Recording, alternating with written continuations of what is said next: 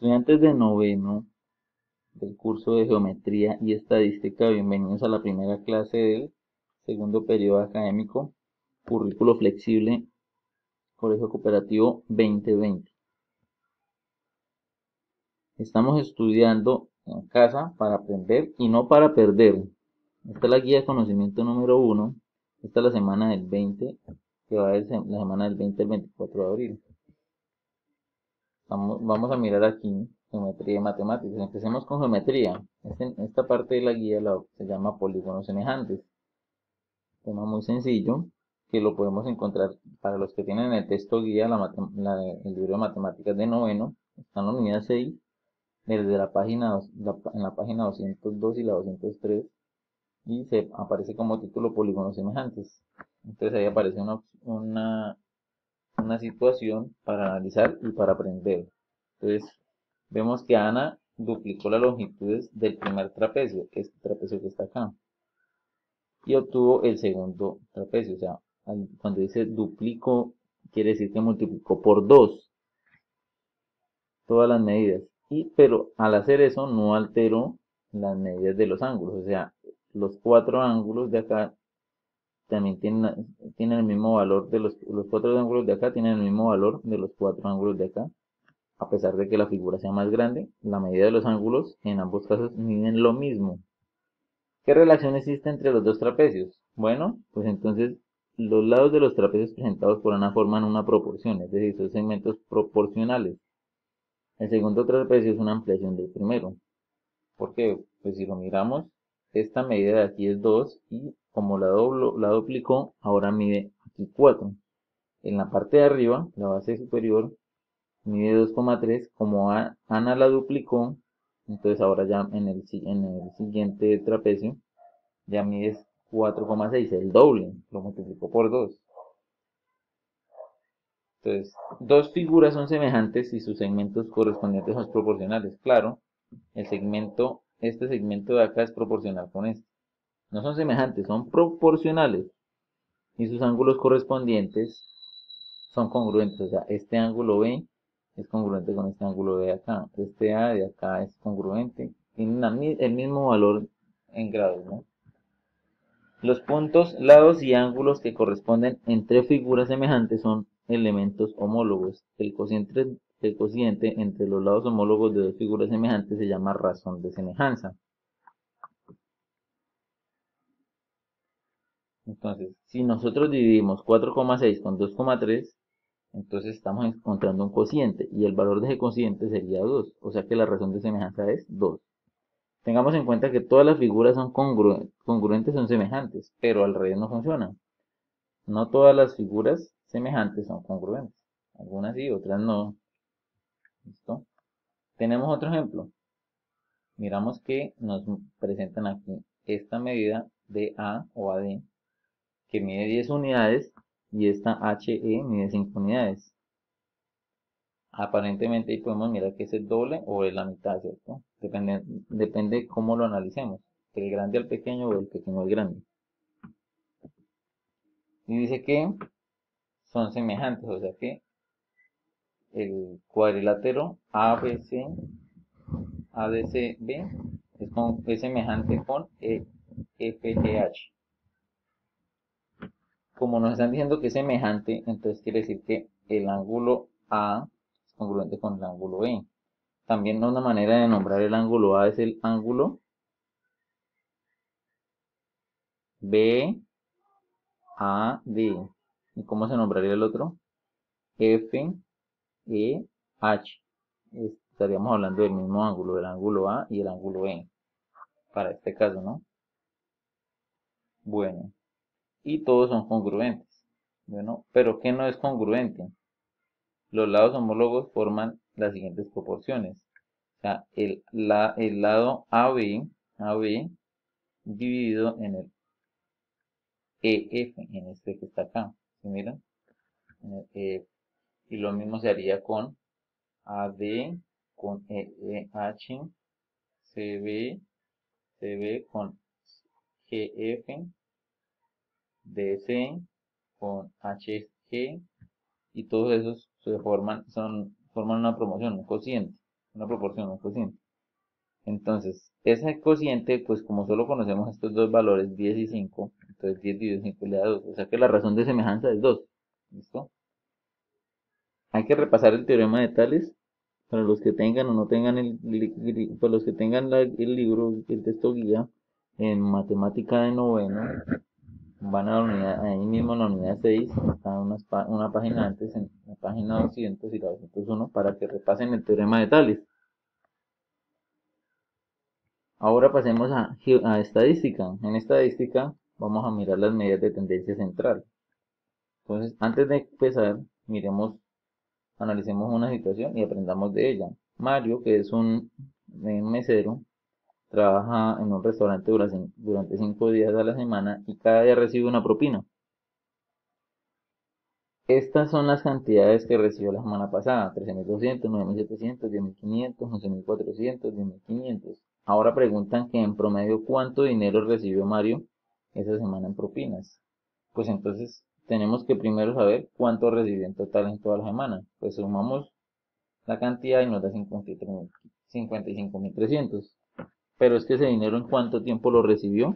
Lo recibió en 5 días, porque aquí claramente dice que él trabaja 5 días. O sea que más o menos en promedio recibe 11.060 pesos en promedio, ¿cierto? Reciben propinas. Recuerden que esa palabra promedio también es conocida como media aritmética, y la media aritmética o el promedio, que es lo mismo, es una medida de tendencia central, que ese es nuestro tema, ¿no? Las medidas de tendencia central son valores que se encuentran hacia el centro de un conjunto de datos ordenados. Estas medidas corresponden a la media aritmética, la moda y la mediana.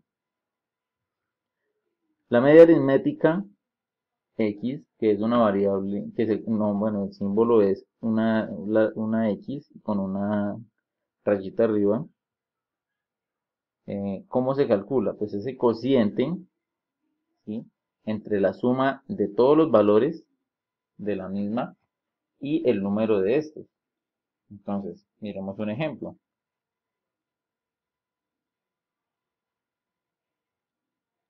En la tabla, en el ejemplo 1, en la tabla se registró el número de llamadas diarias que recibidas en una estación de bomberos durante una semana del año. ¿Cuál fue el promedio de llamadas diarias recibidas durante esta semana? Pues el lunes llamaron 12 veces, el martes 16, así, y el domingo 19. ¿Cuántas veces llamaron en toda la semana? Llamaron 158 veces. ¿Y cuántos días recibieron llamadas? De lunes a domingo serían 7 días, por eso aquí aparece 7. ¿Sí? O sea que si dividimos eso, vamos a tener que el promedio de llamadas diarias es de 22,6 llamadas diarias, ¿sí? Aproximadamente 23 se podría decir, pero exactamente es 22,6. La media aritmética para datos agrupados, aquí tenemos que recurrir a este XY. Este XY, recordemos que es la marca de clase. Entonces, para calcular la media aritmética de un conjunto de datos agrupados en clase, se determina el cociente de la suma de los productos. Tenemos que multiplicar la marca de clase por su correspondiente frecuencia absoluta, que es FI. Y al final de esa suma, al final de multiplicar todos esos valores y sumarlos, hay que dividirlos en el número total de datos. Tengan en cuenta que las marcas de clase de los datos agrupados corresponden al punto medio de cada intervalo, o sea, se suman los extremos y se dividen en dos. Ese valor se toma como el representante del intervalo para el cálculo de la media aritmética y otras medidas estadísticas. En el ejemplo 2, miramos que en la tabla se encuentran los resultados referentes a la longitud de salto de un grupo de atletas y sus respectivas marcas de clase. Pues hay atletas que saltan desde 2 hasta menos de 2,5. ¿Sí? O sea que, ¿cuál es el dato que está entre de 2 metros y 2,5 metros? Entonces, recordemos cómo se saca eso. Recordemos que para sacar la marca de clase de un intervalo, tengo que sumar 2 más 2,5, o sea, los extremos, y dividirlos en 2. 2 más 2,5 nos daría 4,5 y ese resultado lo dividimos en 2, o sea que nos da 2,25, por eso aparece el 2,25. O sea que ¿cuántos atletas saltaron entre 2? O sea, saltaron 2 metros hasta menos de 2,5 metros. Fueron 6 atletas los que pudieron saltar esa distancia, esa longitud de salto. Y 12 atletas pudieron saltar entre 2,5 y 3. Bueno, menos de 3, ¿no? Porque esto es un intervalo abierto. Serían 12. Y la marca de clase, recuerden que 2,5 más 3 me daría 5,5 dividido en 2, 2,75. Lo mismo para aquí 15 atletas, para 4 atletas. Entonces, recordemos que hay que multiplicar la marca de clase por la frecuencia. Esta es la frecuencia, 6 es la frecuencia, el número de atletas, y 2,25 sería la marca de clase. 6, 12, 15 y 4 serían las frecuencias, y 2,25, 2,75, 3,25, 3,75 serían las marcas de clase. Se multiplican y los resultados se suman. Aquí se mira el desarrollo y da 110,25 y lo divide en 37. ¿Por qué en 37? Porque es que hay 6, 12, 15 y 4 atletas, entonces hay 37 atletas. Bueno, como resultado la media aritmética sería 2,98. La moda. La moda es el dato que más se repite. Entonces en este caso, si los datos no están agrupados, como por ejemplo acá, entonces podemos observar que el número que más se repite es el 2, porque se repite 3 veces. En cambio los otros números no superan. O sea que esto sí es una unimodal, porque puede ser bimodal que tenga 2 modas o que tenga 3 modas. ¿Listo? Pero si los datos están agrupados como acá, ¿cuál sería el que tiene mayor frecuencia? Sería el 49. Pues el intervalo sería 70 a 80, 70 a 80 kilómetros en un puesto de control de una autopista. Pero entonces, como se había dicho, se toma el valor de la marca de clase. Entre 70 y 80, la marca de clase sería 75, el valor intermedio. O sea que 75 es la moda, 75 kilómetros. Y la mediana, que es el dato, el dato de la mitad, cuando están todos los datos organizados de manera mayor. Entonces, si tenemos acá unos datos no agrupados, entonces podemos mirar que el dato que está en la mitad sería el 153. Pero si llegara a faltar un número, por ejemplo, si llegara a faltar el 151, los datos que habrían en la mitad serían 2. Entonces sería 153 y 154. Entonces habría que sumarlos y dividirlos en 2. O sea que la mediana sería 153,5. Si los datos están agrupados, ¿cierto?